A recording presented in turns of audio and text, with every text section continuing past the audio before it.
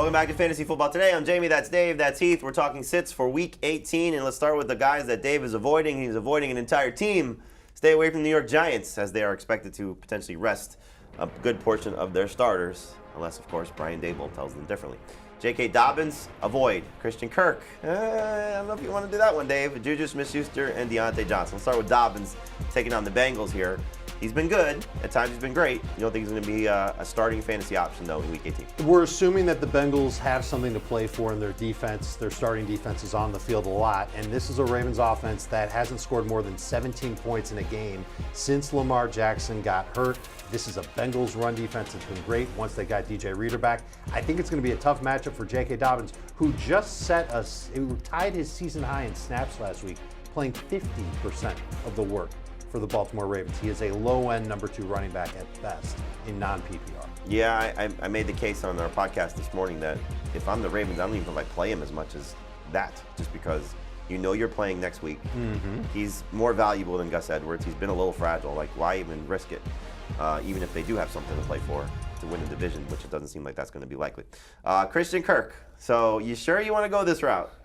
Well, I know why you want to start Christian Kirk. Well, the matchup's great, too. The matchup is fine. There's a financial incentive, obviously. Huge.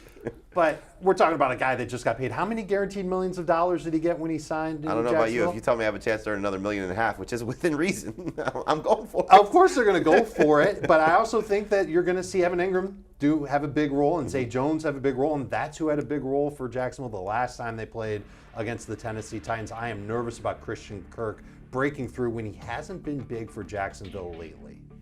Well, I mean, the last 2 weeks, yes, but really nobody's been great for them the last 2 weeks outside of Evan Ingram against the Jets. Here's the incentives. So he's at 78 catches, 1,009 yards, 7 touchdowns. He gets 2 more catches, he gets $500,000. I think we'll give him that one, right? Yeah. So he gets 12 catches, that's another $500,000. So he gets to 90 catches. Now that one's a little bit tough to get to. But if he gets to 91 more yards, that's another $500,000. So within reason, and he has more incentives on top of that. If he gets 1,200 yards, another $500,000 on top of that. We know how this goes a lot of the time in the NFL.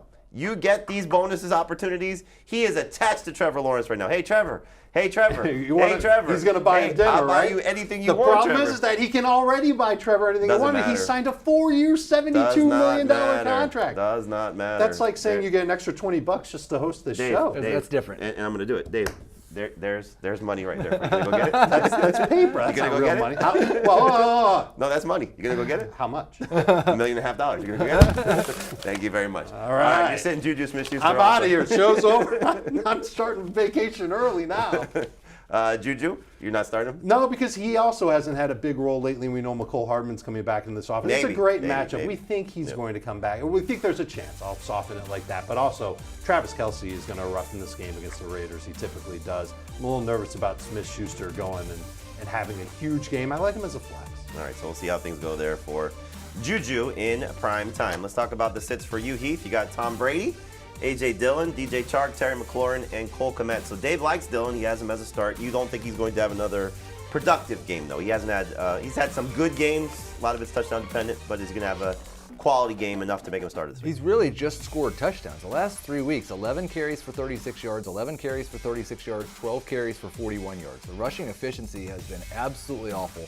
We saw the targets disappear last week. He did not even catch a pass.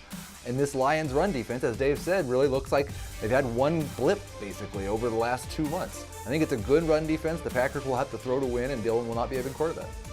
I am nervous. It really comes down to, does he score? That's totally what it's going to be for A.J. Dillon. So if he finds the end zone, great. If he doesn't find the end zone, then you're probably going to be right. Terry McLaurin, we know the quarterback situation has changed quite a bit. So going from Taylor Heineke to Carson Wentz, now Carson Wentz to Sam Howell, and so that's the concern for you? That's part of the concern, but since week 13, Jahan Dotson has a 24% target share, Terry McLaurin 21.7%. Each of the last 2 weeks, we've seen more targets for Jahan Dotson. I am just worried. It's been 5 or 6 targets from McLaurin in their past 3 games. Now it might be 5 or 6 targets coming from the worst quarterback he's played with all year. I'd like to sit Terry McLaurin. I'm looking forward to doing the research on McLaurin versus Dotson for 2023 fantasy. I think there's a case to be made that Dotson can have the better year than McLaurin next year. Got to find out who the quarterback is. Of course, it's going to be a huge part of it. I don't think it's the guys on the roster. I agree. I don't think that they're going to go back to Taylor Heineke. They're definitely not going back to Carson Wentz. But I wonder if Dotson is just a little bit more big playability than McLaurin at this point.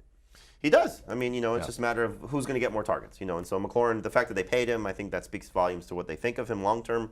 So hopefully both can coexist. But again, they need to probably improve their passing situation because Carson Wentz is not the answer, and Taylor Heineke is not going to enhance both of those guys.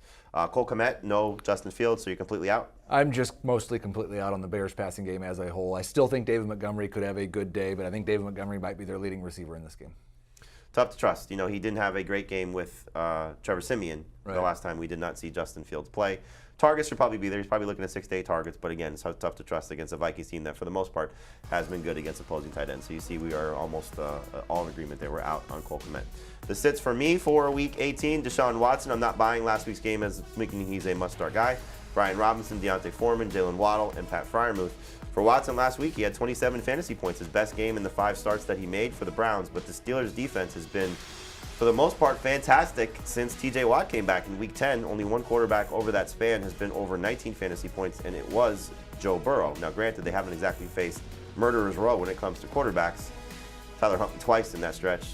Marcus Mariota, it's been just, bottom of the barrel. But Watson, I think, is going to still be what he's been, which is a lot of game management and, maybe closer to 18 points like he was in his second best game, but I don't think he's going over 20 fantasy points this week.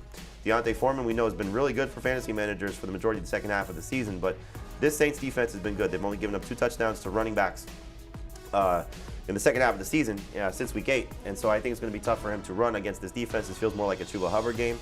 Not very excited about Deontay Foreman even as a flex, better in non-PPR than anything else. And then, as we talked about earlier in the show, Jalen Waddle, with the quarterback situation being what it is for the Dolphins. Dave, I'm surprised you're still moderately optimistic about Waddle, knowing that he just has not played well without Tua Tagovailoa. It's the volatility of his game and the chance that he can have a big play, or 2 or 3. This is a team that is going to try and get the ball in their playmakers' hands, even if it's not 20 yards downfield, because it's Skylar Thompson under center. Yeah, it's just a combination of the quarterback and the defense. I mean, the Jets defense has just been fantastic against boundary receivers, and so I guess that's probably why you're almost completely out. You're almost completely out, and it's that, but it's mostly just what this offense has looked like when it's not been Tua at quarterback, and it's just throw the ball to Tyreek Hill, have success with Tyreek Hill, basically with nobody else. And we'll see if Teron Armstead's able to play as well. That was a big part of the Dolphins' struggles last week.